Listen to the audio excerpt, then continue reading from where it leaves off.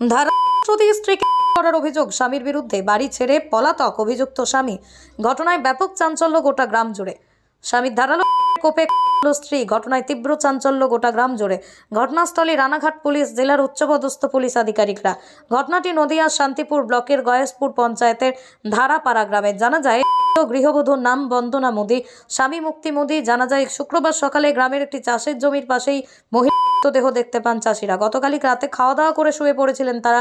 সকালে ঘুম থেকে উঠে দাদার ঘরে দরজা দেওয়া, ভেতরে ঢুকে দেখে দাদা বৌদি কেউ নেই।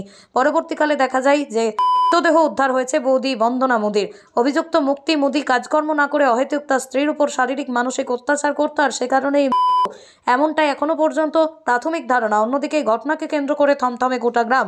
এছাড়াও রীতিমতো আতঙ্কের সৃষ্টি হয়েছে গ্রাম জুড়ে। যদিও পুরো ঘটনার তদন্তে রানাঘাট পুলিশ, জেলার উচ্চ পুলিশ আধিকারিকরা।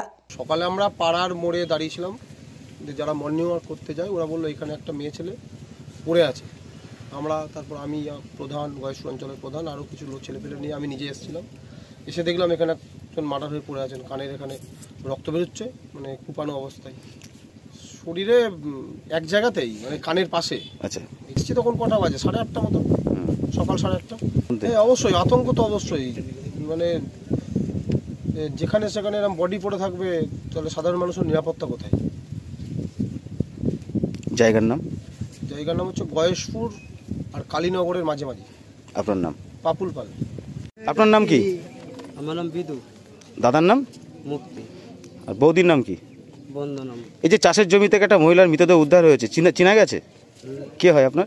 আমার বৌদি। আপনার দাদা কোথায়? সেটা স্যার আমি জানি। আচ্ছা, গতকালকে রাতে তারা কোথায় ছিল? গতকাল বাড়িতেই ছিল। আর আপনি কোথায় ছিলেন? আমিও ছিলাম বাড়িতে। তারপর? আমি তো শুলে তো উঠতে পারি না। এবার নিচে লেবে কে কোথায় যাচ্ছে না যাচ্ছে স্যার, সেটা তো আমি উঠে দেখতে পারি না বলেন। তারপর ঘুম ভাঙার পর কি জানতে পেরেছো? ঘুম ভাঙার পর আমি উঠে এই খবর শুনছি। ওই যে ঝুড়ি পেতে বানাচ্ছে। বাড়িতেই ঝুড়ি পেতে বানায়? তো হঠাৎ করে উধাও কেন দাদা? কি মনে হচ্ছে এই ঘটনার পিছনে কি কারণ মনে করছে? এটা স্যার ওদের মধ্যে কি কারণ আমি তো জানি না। না, দাদা উধাও, বৌদি এরকম খুন হয়ে গেল, ঘটনার পেছনে কারণটা কি মনে করছেন আপনি?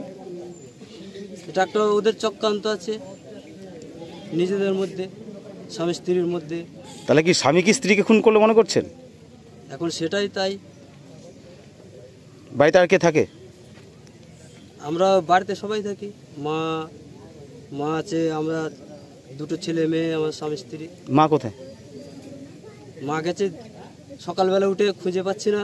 আমি দেখছি, দেখেন তো কোথাও আছে কিনা, কেন আমি তো হেঁটে চলে যেতে পারবো। বাড়ির অন্যান্য সদস্যরা কোথায় আছে? সব বাড়িতে আছে। আপনার নাম? আমার নাম বিদুমতি। আপনার রাতে কোথায় ছিলেন? ঘরে শুয়েছিলাম।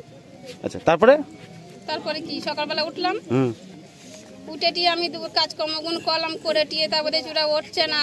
তারপরে আমার শাশুড়ি দুপুর খুলে দেখলো, বললো নেই দুই মানুষই। আচ্ছা, তারপর কি জানতে পারলেন? সেই পরে ওই তো ওকে বলছে যে মেরে ফেলেছে। কে মারতে পারে? আমার ভাসুরি মেরেছে, আবার কে মারবে? তাদের মধ্যে কোনো অশান্তি ছিল? অশান্তি না থাকলে মেরেছে। দুজন যাই কিনা তো দুজনের মধ্যে হয়েছে, দুই মানুষের তারা জানে। চাষের জমি থেকে আপনার জায়ের কিন্তু মৃতদেহ পাওয়া গেছে।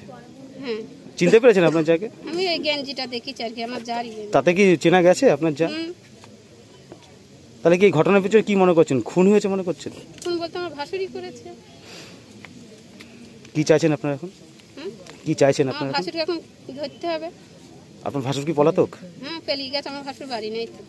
ও মদ গেঁজা নেশা করে, প্রতিদিন অত্যাচার করে, নিয়ত অত্যাচার করে। মানে স্বামী প্রতিদিন অত্যাচার করে।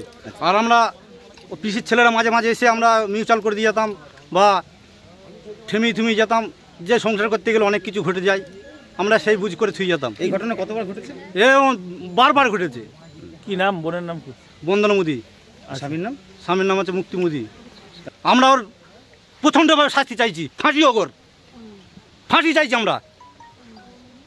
আর ফাঁসি যদি না হয় আমরা বড় ওই আন্দোলন চালাম। আমরা ফাঁসি যদি না হয়। গতকালকে কখন বোন প্রথম নিখোঁজ হয়েছে আমরা ঠিক বলতে পারছি না। আমার বাড়িটা ওই সাইডটাই, মানে মাঠের ধারে বাড়ি আমাদের, আর এই বাড়িটা এখানটাই।